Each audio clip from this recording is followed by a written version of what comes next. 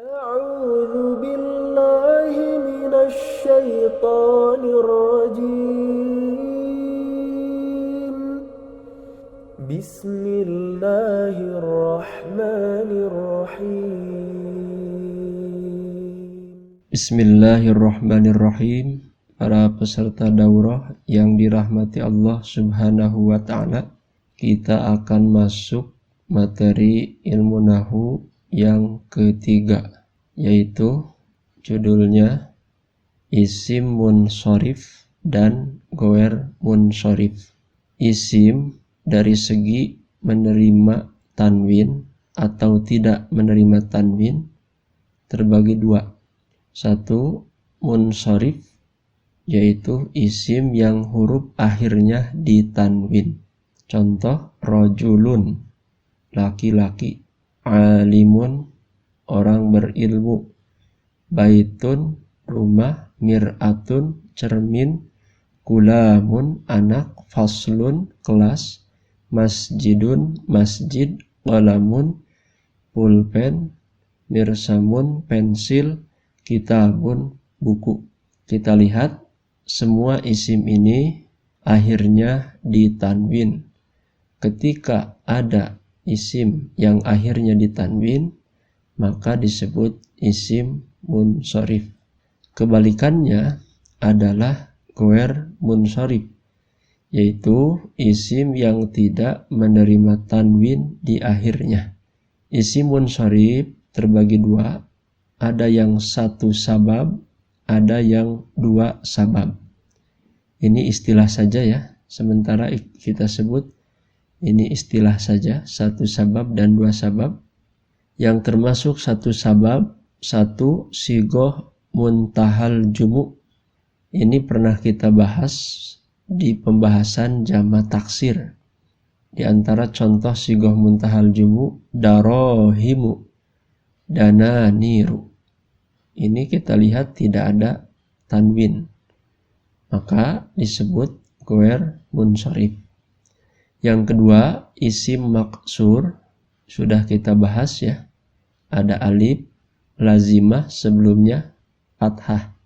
Contoh, hubla dzikra, ini juga tidak ada tanwin, maka disebut goer munshorif. Tiga, isim mamdud, contoh sohra'u, sofra'u, yaitu hamzah sebelumnya alif. Ada goer munshorif dua sebab, di antaranya menunjukkan sifat. Ahsanu artinya lebih baik, akbaru lebih besar. Kalau kita masih ingat, itu adalah isim tafdil ya. Itu termasuk goer munshorif. Ada juga alam, yaitu nama orang di sini. Contohnya Usmanu, Usman, dan Sufyanu, Sufyan. Ini juga termasuk goer munshorif karena tidak menerima tanwin. Nah, ini sebagai penguatan apa saja yang termasuk wajan sigoh muntahal jumu. Nomor satu, fa'alilu, fa'alilu. Contoh, darohimu, dananiru, afa'ilu, afa'ilu, anamilu, asanidu, tafa'ilu, tafa'ilu, tajaribu, tarawihu, mafa'ilu, mafa'ilu, masajidu, masabihu, fawa'ilu, fawa'ilu, khawatimu, dawawinu, fa'ailu, sohaifu, zabaihu, fa'ali, karasi, anasi. Jadi ini wajan-wajan atau pola-pola yang menunjukkan kepada sigoh muntahal jumu. Berikutnya, goer munshorif dua sebab. Ini cabang-cabangnya. Yang pertama, al-wasfu ma'al adal. Sifat ya, menunjukkan bilangan. Ini contohnya thulathu, ruba'i. Yang kedua, al-wasfu ma'a waznil fi'li. Sifat yang menunjukkan atau sifat yang menggunakan wajan fi'il. Seperti pola fi'il. Ahsanu dan akbaru. Ini termasuk isim tafdil karena isim tafdil itu wajan af'alu mirip dengan fi'il mudhari. Tapi di sini konteksnya adalah sifatnya, bukan fi'il. Sifat yang berwajan fi'il. Yang ketiga, al-wasfu ma'a ziyadatil alif wan nun. Sifat dengan tambahan alif dan nun. Contoh, sukranu godbanu. Sukranu itu mabuk, godbanu itu marah. Yang keempat, al-alam ma'al adal. Nama orang ma'al adal. Contohnya, Umaru Zufaru. Jadi wajannya fu'alu. Yang kelima, al-alam ma'a waznil fi'li. Nama orang yang seperti wajan fi'il. Atau nama orang berwajan fi'il. Ahmadu, Ahmad, Yazidu, Yazid. Ahmadu berwajan fi'il mudhari. Yazidu juga berwajan fi'il mudhari. Yang keenam, al-alam, nama orang atau nama secara umum ma'a ziyadatil alifi wan nun. Ada tambahan alif nun di akhirnya. Contoh, Usmanu, Sufyanu. 7. Al-alam ma'at ta'nis.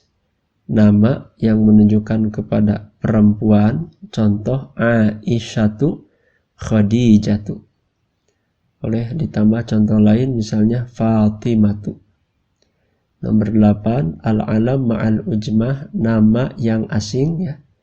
Nama dari bahasa asing, bukan bahasa Arab. Seperti Ibrahimu, Ismailu. Ini tidak ditanwin, termasuk ghair munsharif. Yang kesembilan, al-alam ma'at tarkib madzi. Nama yang tersusun dari dua kata yang jadi satu. Contoh, ba'labaka hadramaut. Jadi ba'labak itu asalnya dua kata jadi satu kata. Disebutnya tarkib madzi. Hadramaut asalnya hadro dan maut. Dua kata yang menjadi satu kata. Berikutnya, syarat isim disebut ghair munsharif. Jadi isim ghair munsharif yang tadi disebut ghair munsharif apabila memenuhi syarat. Syarat yang pertama adalah tidak ada alif lam. Disebut ghair munsharif yang tadi itu jika tidak ada alif lam. Jika ada alif lam maka batal ghair munsharifnya. Contoh, ghair munsharif fi masajida. Nah, perlu saya tegaskan ya. Jadi kalau ghair munsharif sebelumnya ada huruf jar, tanda jarnya oleh fathah.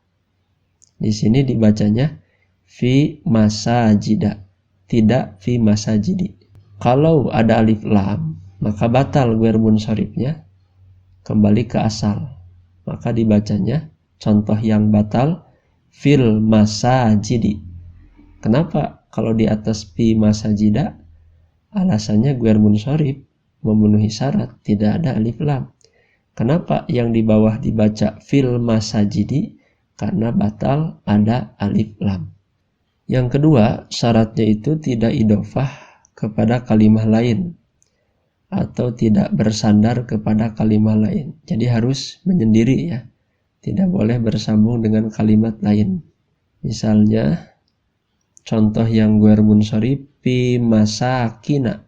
Dibacanya masakina, tidak ada tanwin. Kemudian tanda jarnya oleh fathah, yaitu termasuk ghair munsharif ya. Huruf jarnya fi. Contoh yang batal, fi masakinihim. Masakinihim. Kenapa di atas fi masakina? Karena memenuhi syarat ghair munsharif. Tidak ada alif lam dan tidak bersandar kepada kalimah lain. Sedangkan yang di bawah fi masakinihim karena bersandar kepada him. Jadi ghair munsharifnya batal. Nah, kita lihat praktek memahami munsharif dan ghair munsharif. Ini surat Al-Mulk ya, ayat 1 sampai 5. Ayat 1 yang kita garis bawahi, Al-Mulku, kemudian syai'in qadirun. Al-mulku itu munsharif. Kenapa tidak ditanwin? Karena ada alif lam. Kalau tidak ada alif lam menjadi mulkun. Jadi al-mulku ini adalah munsharif ya. Munsharif karena tidak bisa menerima tanwin ketika alif lamnya dibuang. Syai'in qadirun ini juga munsharif, jelas ada tanwin di sana. Al-mauta, al-hayata ini juga munsharif. Ketika alif lamnya dibuang menjadi mautan dan hayatan. Kemudian ahsanu. Nah, kalau ahsanu ini masuknya goer munsharif sifat ya. Menunjukkan kepada sifat. Amalan munsharif, jelas ada tanwin di sana. Al-ajizul ghafur ini juga munsharif. Kalau tidak ada alif lam dibaca azizun ghafurun. Kemudian kita fokus pada yang digarisbawahi dulu. Tibaqon ini termasuk munsharif, ada tanwin di sana. Fathatain ya. Kemudian khalqi dan ar-rahman munsharif. Tafawutin termasuk munsharif. Al-basara munsharif. Futurin munsharif. Al-basara munsharif. Karrotaini munsharif. Al-basaru khasian hasirun juga termasuk munsharif. Berikutnya as-sama ad-dunya ini goer munsharif karena as-sama'a isim mamdud, ad-dunya isim maksur. Kedua-duanya termasuk goer munsharif. Masobiha, nah ini yang disebut sigoh muntahal jumu. Masobiha wajan mafa'ila, makanya tidak dibaca bimasobihi tapi bimasobiha. Goer munsharif tidak ada tanwin dan tanda jarnya oleh fathah. Rujuman ini munsharif karena ditanwin, menerima tanwin. Lisyayatini, nah ini yang batal, harusnya goer munsharif karena ada alif lam maka batal. Kalau tidak ada alif lam dibacanya lisayatina karena sayatina itu termasuk sigoh muntahal jumu. Kenapa di sini lisayatini? Karena ada alif lam, batal goer munsharifnya. Kemudian ada basair, keduanya termasuk munsharif. Berikutnya satu lagi tentang al-asmaul khamsah. Kita artikan isim-isim yang 5. Jadi dalam ilmu nahwu ada istilah al-asmaul khamsah, yaitu suatu kelompok isim yang sama bentuk dan perubahannya. Abuka, abika, abaka, akhuka, akhika, akhoka, hamuka, hamika, hamaka, fuka, fika, faka, du malin, di malin, za malin. Keterangan, isim-isim di atas disebut isim yang 5, yaitu sekelompok isim yang sama bentuknya dan perubahannya. Kita lihat contoh di atas.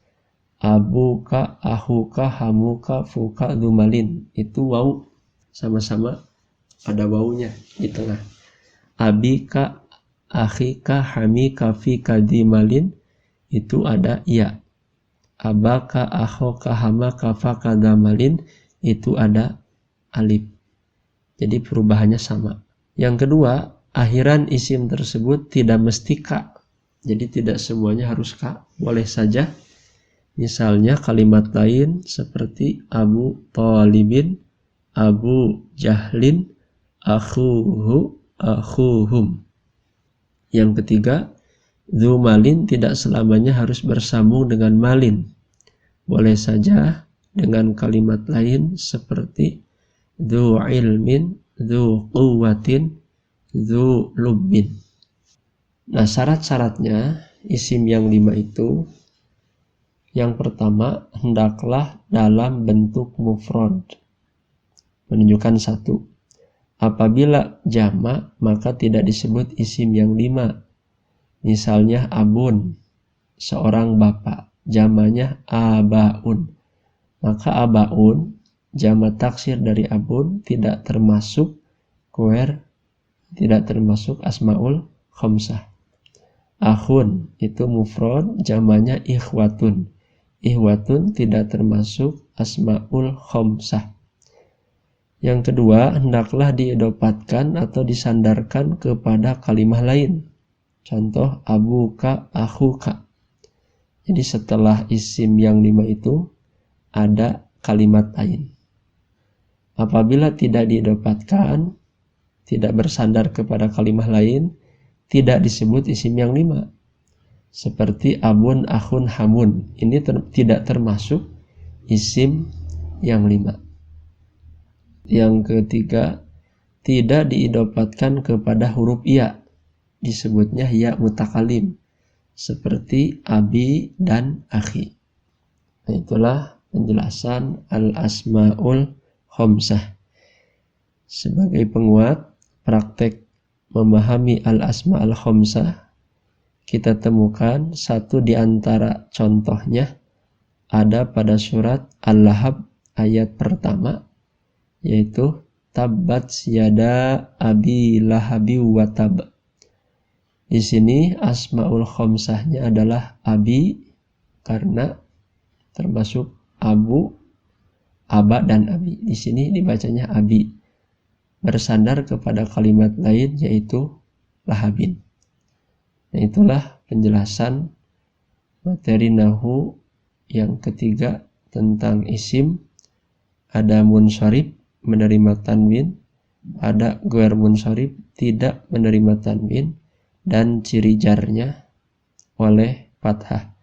Kemudian ada yang disebut al-asmaul khamsah, yaitu isim-isim yang 5, kelompok isim yang memiliki perubahan yang sama. Sekian untuk materi yang ketiga. Wassalamualaikum warahmatullahi wabarakatuh. Alhamdulillahi Rabbil Alamin.